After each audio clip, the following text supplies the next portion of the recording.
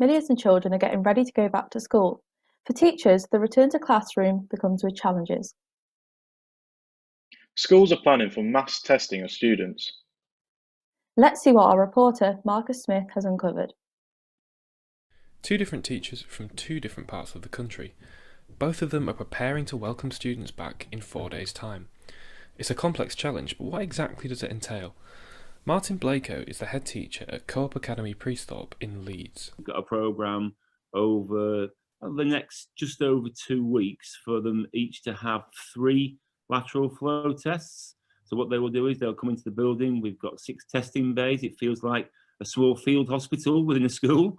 And we've got an army of sort of volunteers and staff who are trained to support us there.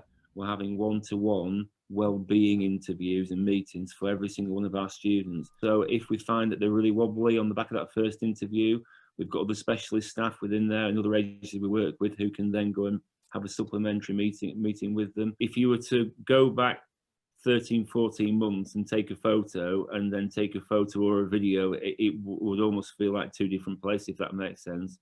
There's no agreed stance among scientists on whether reopening schools will speed up the spread of the virus.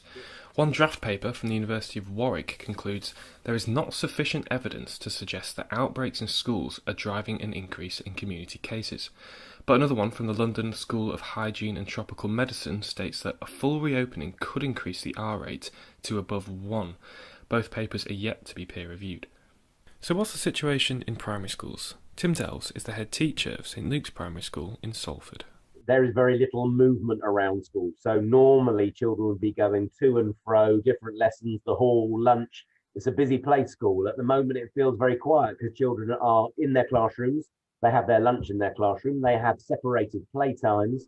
Parents have been given a designated arrival time, which means that there's never too many adults and staff and children on site in one place at the same time.